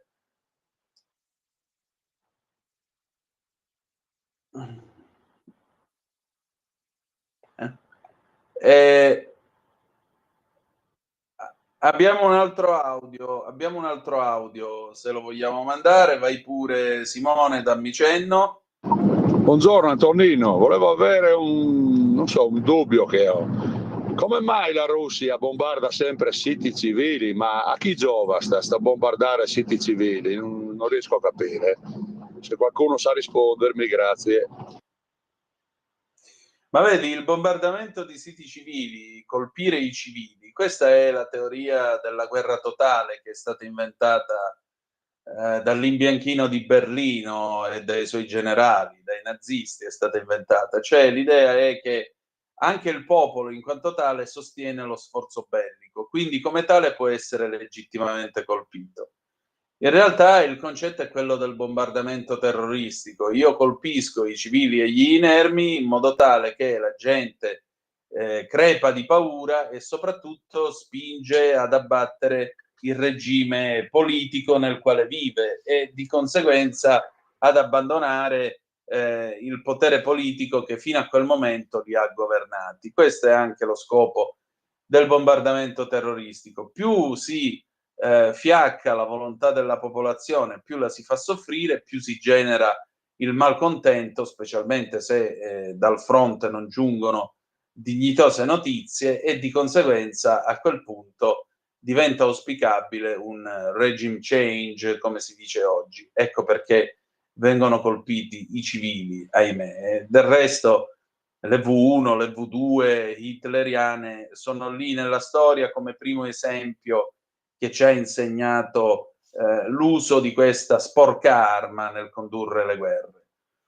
D'altronde c'è poco da dire, la strategia raffinata dei russi è molto semplice, il rullo compressore, passano, spianano, fanno il deserto e lo dicono pace, per citare qualcuno. Comunque, ultimo aggiornamento sempre dalla CNN, tornando a noi, tra poco qui Parlamento. Allora, ci sono stati dei danni fatti da un missile nella città di Herzliya, che per fortuna è un autobus che era vuoto e che è stato colpito e ha preso fuoco.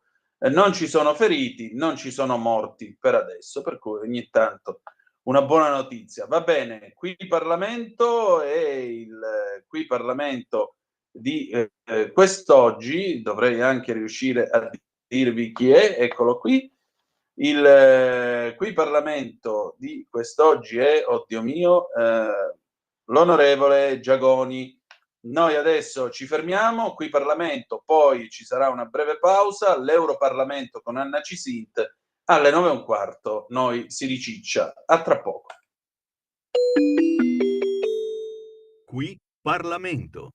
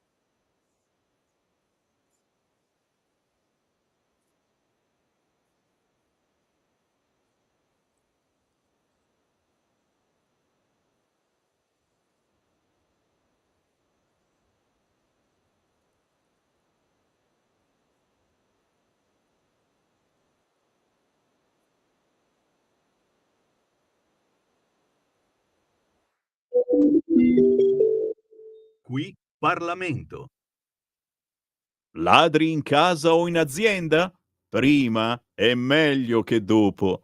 Oggi la soluzione si chiama Dialogos e passo subito la parola e do il benvenuto alla ditta Sicurbet, tecnologie per la sicurezza. Un saluto a te e a tutti gli ascoltatori.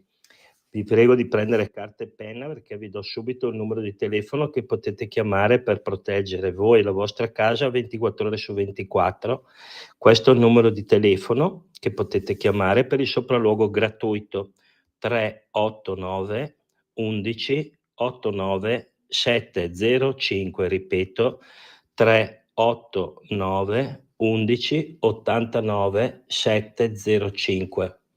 Vi ricordo che io rappresento Sicurbet, tecnologie per la sicurezza. Siamo produttori dell'antifurto Dialogos, progettato e costruito interamente in Italia. Antifurto che può gratuitamente essere collegato alle forze dell'ordine di zona, ovviamente previa vostra richiesta. E quindi cosa succede? Una volta installato l'allarme, che si installa senza fili, quindi non ci sono muri da rompere, lo potete tenere inserito giorno e notte a finestre aperte o chiuse senza nessun problema. Se avete degli animali in casa potete tenerli liberamente. Se l'allarme scatta vi avvisa immediatamente e avvisa chiaramente le forze dell'ordine qualora vi siate collegati. Ripeto il numero di telefono 389 11 89 705. Vi ricordo che l'antifurto è anche coperto da una garanzia integrale totale per 2 anni con sostituzione gratuita del prodotto nel caso si dovesse guastare. Una garanzia del genere so che non la offre nessuno, ecco, per cui voi valutate. Abbiamo varie soluzioni, chiaramente anche videocontrollo, quindi telecamere, sensori da giardino, telecamere intelligenti e via dicendo. Vi ripeto il numero di telefono che è 389 11 89 705. Un saluto a tutti e ricordatevi sempre che prima è meglio che dopo.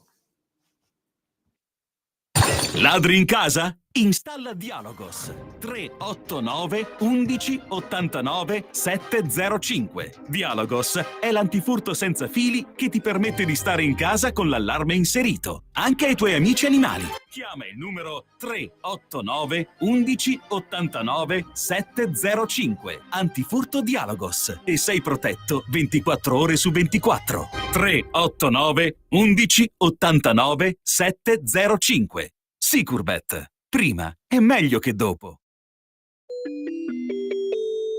Qui Europarlamento.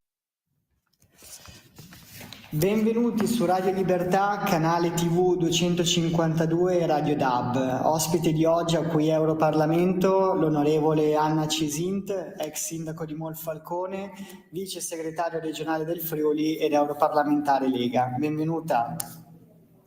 Buongiorno, grazie. Allora, partiamo subito col tema della cittadinanza facile e del referendum.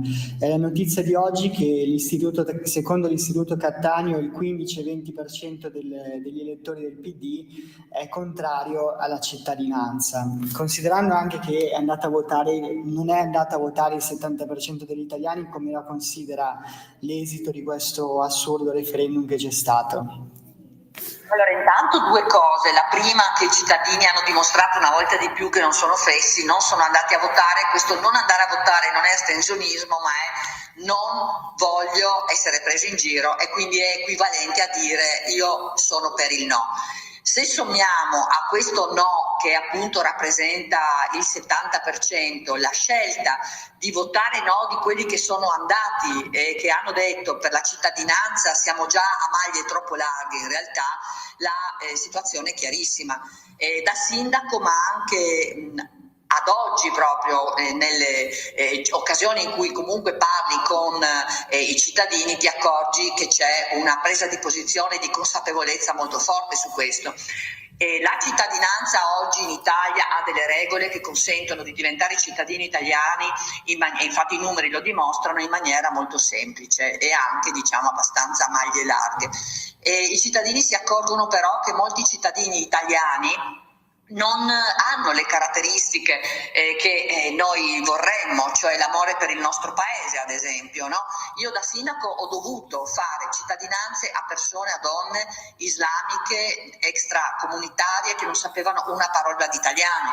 Mi chiedo come in certi casi si possa sostenere che i cittadini italiani dicano o diciamo si comportino non nel rispetto dell'ordinamento giuridico italiano. Quindi il referendum ha detto che l'80%, l'85% degli italiani non ne vuole sapere di modifiche e di agevolazioni su questo. I salotti, i media di sinistra sembra che orientino verso un'altra strada, ma la verità è un'altra, è che tutti noi siamo consapevoli che dare ancora armi, perché poi tra l'altro i diritti comunque ci sono anche per chi arriva, diritti sanitari, diritti scolastici, ecco, dare ulteriori armi non sia assolutamente utile al futuro del nostro popolo. Aggiungo che la sinistra crede che gli extracomunitari, quando diventano cittadini italiani e quindi possono votare, votino a sinistra, ma non è così, perché anche lì la mia esperienza è che soprattutto gli islamici, che sono una parte molto importante, preponderante dei nuovi cittadini italiani o di quelli che vorrebbero diventarlo, in realtà si organizzano diversamente. Il report francese lo dice, guardate che l'Islam radicale, che è una parte prevalente, ha obiettivi di governo, quindi la sinistra rimarrà delusa. A Monfalcone gli islamici hanno fatto una lista islamica, quindi neanche da questo punto di vista hanno ragione. L'altro giorno, domenica e lunedì, c'è stato quindi su questo tema della cittadinanza un doppio fallimento della sinistra. Non hanno raggiunto il quorum perché il 30% non è stato astensionismo per il 70%, ma scelte di non andare a votare perché i cittadini hanno capito qual era la vera finalità, e il doppio fallimento sta appunto anche nel fatto che quelli che sono andati a votare rispetto ai primi 4 referendum hanno detto guarda che della cittadinanza noi non ne vogliamo sapere. Anche gli stessi elettori di sinistra, che sono cittadini, che vedono cosa succede nelle città, che hanno paura dell'insicurezza, che si rendono conto che siamo anche troppo, tra virgolette, come dire, buoni e accettiamo situazioni che in altri paesi del mondo, mi riferisco a paesi non dell'Europa sicuramente, che in preda a questa follia invece hanno già regolamentato, pretendendo rispetto delle loro leggi, rispetto dei loro cittadini. Ecco, prima hai citato l'Islam e Monfalcone, no? Notizie di qualche giorno fa, il caso della chiesa marcelliana, dove 4.000 musulmani hanno invaso il santuario della Marcelliana di Monfalcone. Che cosa sta succedendo lì? Guarda, appunto il numero, la percentuale così elevata di extracomunitari nelle città distrugge i tessuti sociali. Bisogna intervenire ancora in maniera più netta, perché quello che è successo a Monfalcone è semplicemente la spia, è quello che è già successo in questi ultimi anni, la spia di quello che succederà ovunque. Quando hai una città dove percentuali così elevate si assestano, l'obiettivo che hanno è quello dell'imposizione della Sharia. Avviene in molte occasioni, questa è una di quelle. Nella giornata della festa del rito del sacrificio, sono stati autorizzati ad entrare nelle aree dei ricreatori cattolici. Questa è già una grande sofferenza. I cittadini hanno iniziato a mandarmi fotografie e a mandarmi messaggi alle 6 di mattina. È stato molto forte questo impatto, perché tu quando in un'area anche non tanto grande, dove fino a 5 giorni fa ci giocavano i bambini, gli scout eccetera, vedere 3.000, 4.000, migliaia di islamici, tutti maschi ovviamente, perché la donna è sottomessa e non può stare che nei recinti, e li vedi inginocchiati verso la Mecca, e che addirittura come in questo caso mettono un telo e coprono l'immagine di Cristo, anche no, era già successo e l'avevo anche già denunciato, perché in un'occasione del Ramadan dell'anno scorso in un altro oratorio era stata consentito l'utilizzo di questo oratorio per il Ramadan e avevano già coperto il crocifisso. È inaccettabile, è intollerabile, anche secondo me è intollerabile che si arretri in questo modo e per questo mi sono permessa con molta educazione, molto rispetto di scrivere al Papa.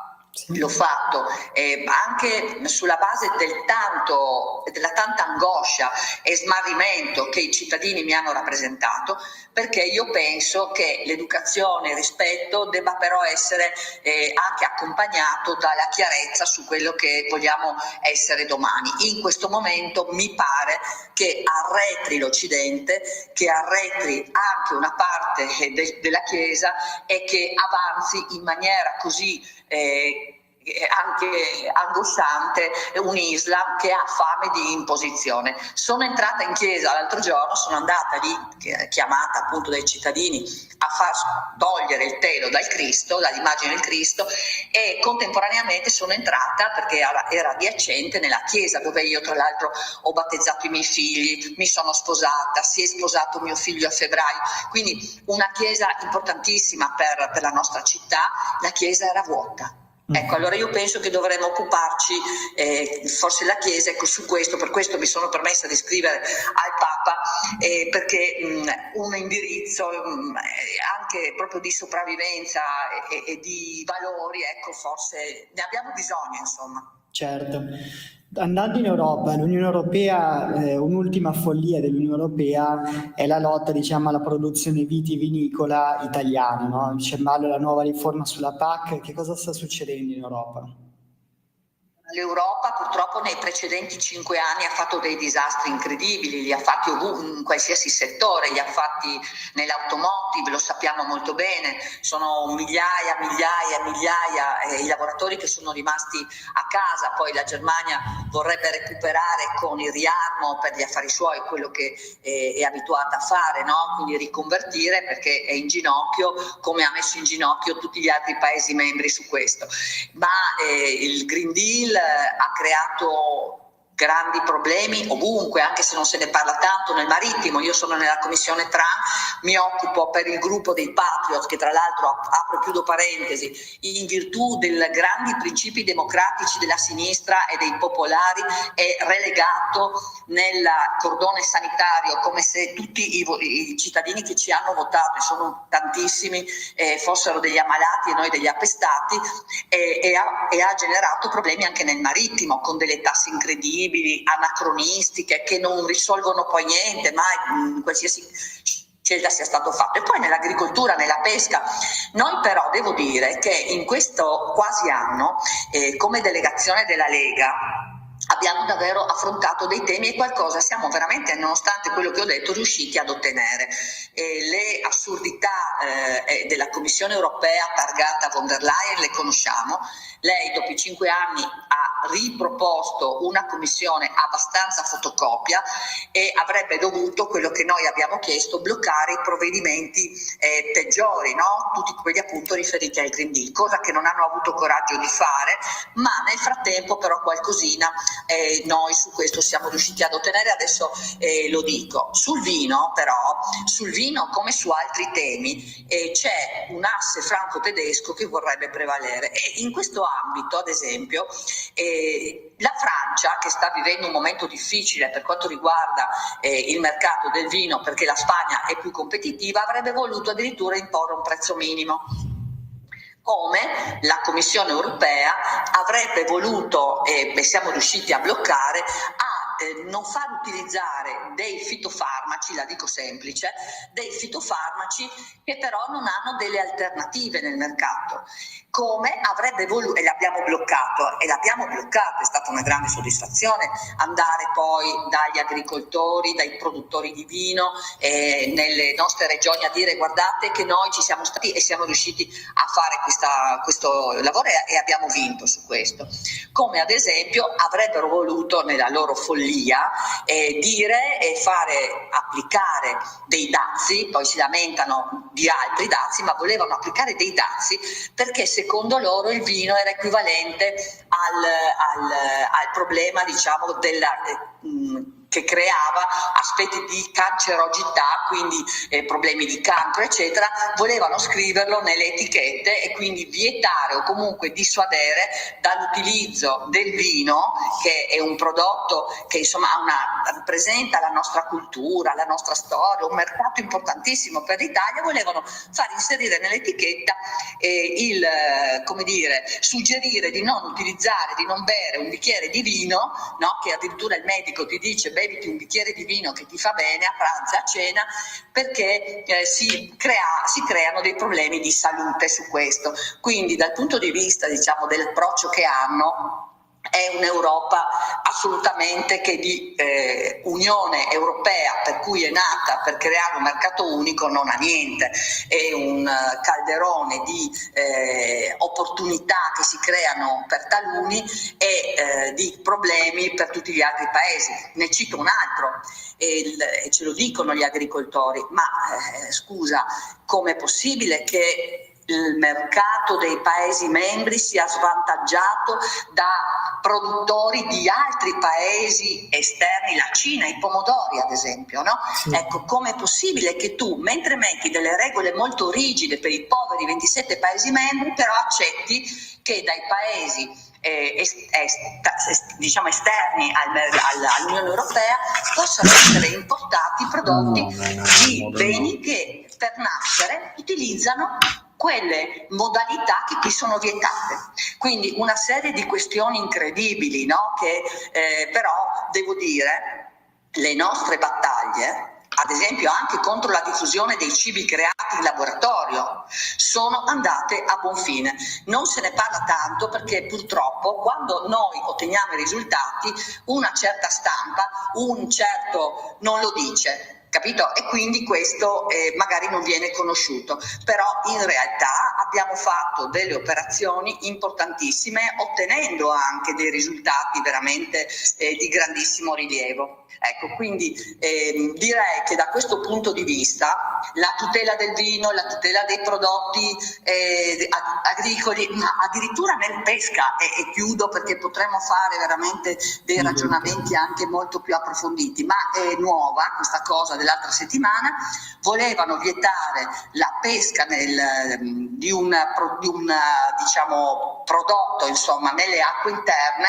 Abbiamo fatto la richiesta di parere alla parte, diciamo, giuridica della Commissione Europea, ci ha dato ragione, e quindi l'anguilla di cui volevano vietare la pesca nelle acque interne potrà essere pescata ancora nelle acque interne grazie a noi.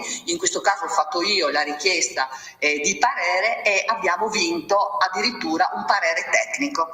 Tutte cose che purtroppo si sanno poco perché appunto ci censurano, perché siamo, come dicevo prima, in un cordone sanitario, ma lavoriamo bene anche con il gruppo dei Patriot e credo stiamo ottenendo grandi risultati nonostante la fatica che dobbiamo fare per questa approccio democratico che hanno. Bene, grazie ad Anna Cisinte per il suo contributo per il lavoro in Europa. Noi vi auguriamo un buon proseguimento su Radio Libertà.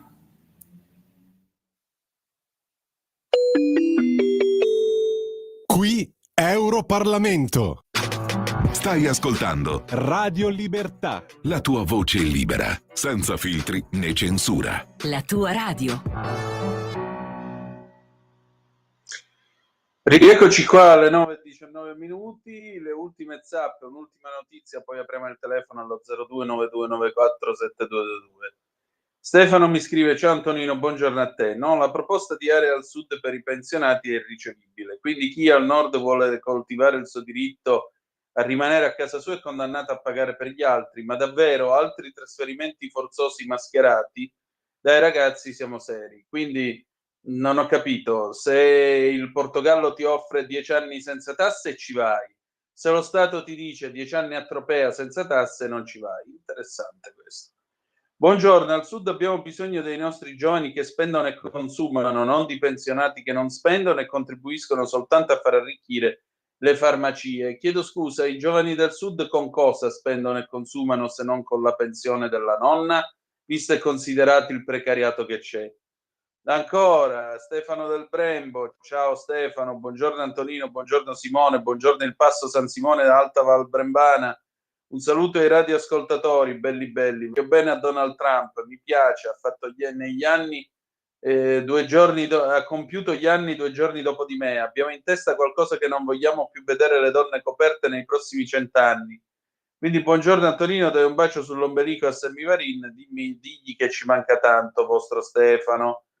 Ancora, andare a vivere al sud, ci metto la firma se creano strutture ospedali più decenti e più pulizia. Lascino perdere, vogliono gli anziani, ma in cambio che mi danno? No, grazie, resta al nord, noioso, umido, gente fredda, ma almeno non corre il rischio di essere presa a calci fuori dal supermercato. Questa che nel meridione d'Italia ti prendono a calci fuori dal supermercato la sto sentendo ora. E anche se la sanità fa acqua, anche qui qualcosa di meglio c'è. Mi dispiace però. Ancora, a proposito di zone agevolate, recuperate l'intervento ieri di Bagnai al TG Abruzzo, la Lega ci ha già pensato, saluti Carlo. Un'ultima notizia che vi voglio dare dalla Verità, poi ci dedichiamo alle telefonate. Lega e Forza Italia, ammissibili gli emendamenti che rinviano lo stop ai veicoli Euro 5. Parte l'iter delle proposte antibando in Piemonte, Lombardia, Emilia Romagna, Veneto.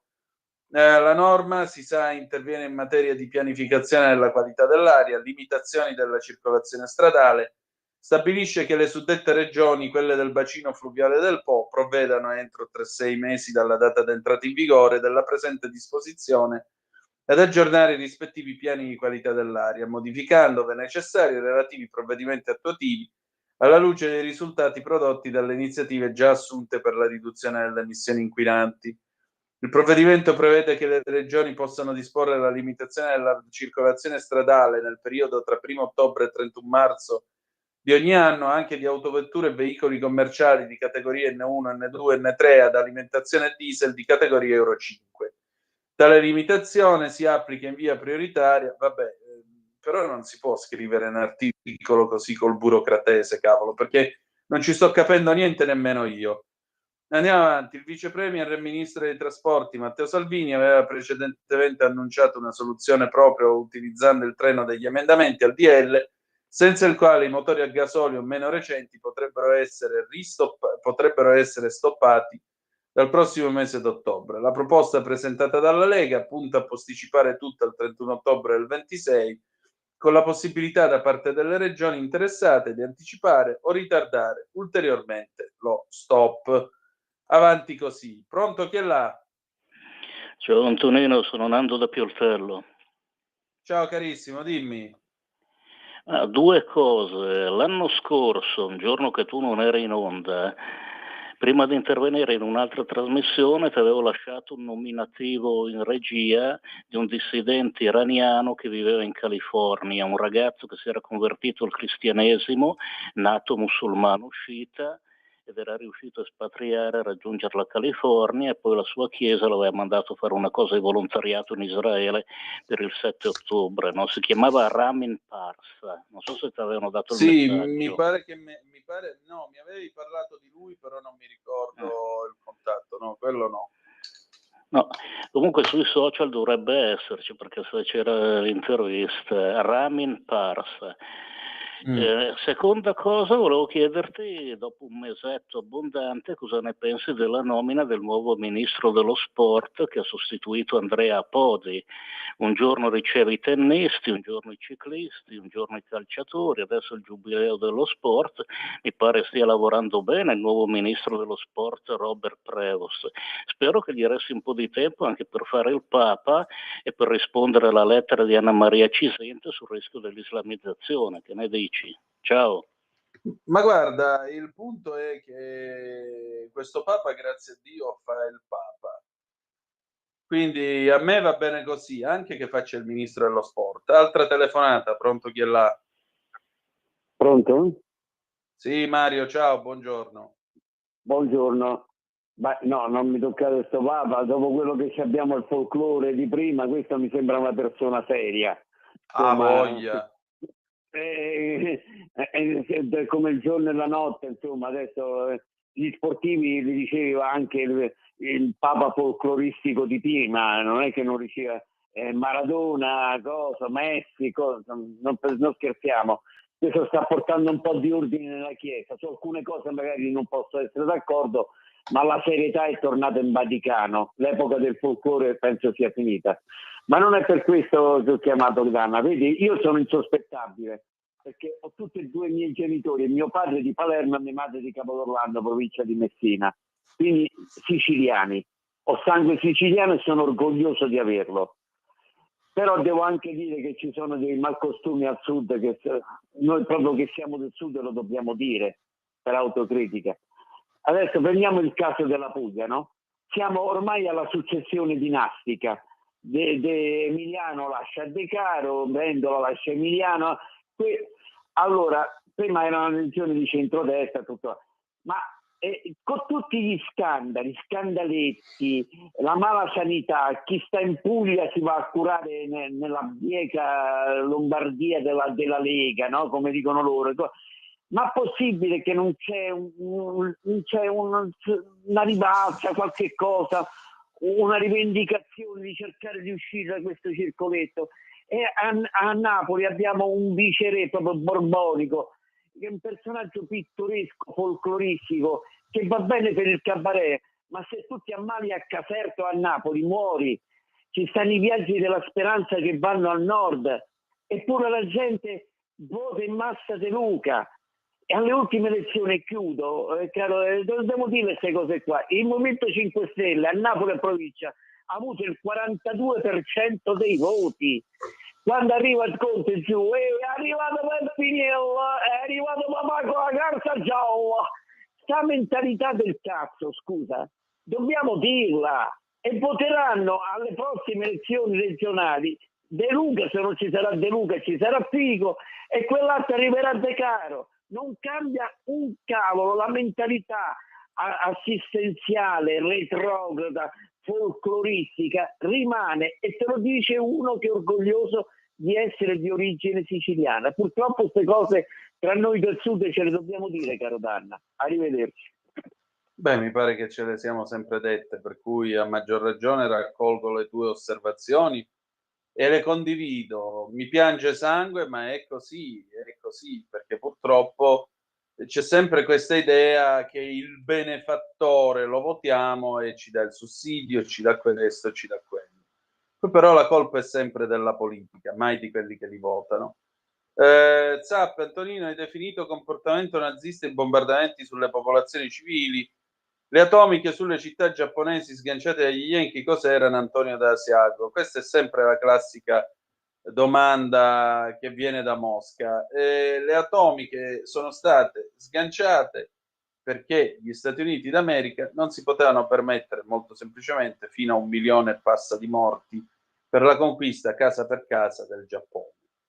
E il governo fanatico e nazistoide, quello sì, del Giappone, il governo di Toyo, fino all'ultimo ha voluto impegnare il paese e, se necessario, sacrificare anche la popolazione contro gli americani, perché l'idea era che dovevano morire tutti quanti ammazzati piuttosto che farsi prendere dagli americani, piuttosto che gli americani conquistassero il Giappone. Quindi la scelta dell'atomica in quel momento storico è stata ampiamente valutata dal governo americano ed è stata scelta sulla base di una matematica immorale, perché la guerra è immorale, ma è la matematica, lo spirito da contabile, come diceva anche lo stesso Falcone, nel valutare sia i morti delle guerre che delle guerre di mafia, diceva lui. Quindi non possiamo ogni volta tirare fuori Hiroshima e Nagasaki solo perché ci sta simpatico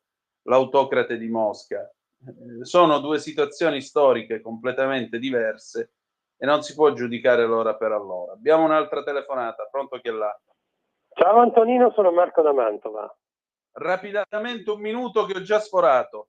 Sì, 2 considerazioni. La prima, se i vescovi non parlano, nonostante l'islamizzazione, l'Islam che ci vuole sottomettere, ci sarà una ragione, ok? Perché 50 anni o 60 anni di universalismo e di apertura indiscriminata verso il tutto e tutti ormai ha creato una classe dirigente nella Chiesa, non dico tutta, però importante, che non vede tutto sommato non vede di cattivo occhio l'islamizzazione del paese, e questo naturalmente porta la gente a frequentare sempre meno le chiese. Poi ci sarebbe qualcosa da dire sul meridione, ma visto che non ho tempo te lo dirò la prossima volta, non per considerazione mia ma per considerazione della mia signora che è calabrese come te. Ne parliamo un altro giorno, ok? Ciao, grazie. Benissimo, grazie. Adesso liberamente con Giovanni Sallusti e poi dopo torniamo noi con la scuola di magia con Claudio Borghi Aquilini. A tra poco.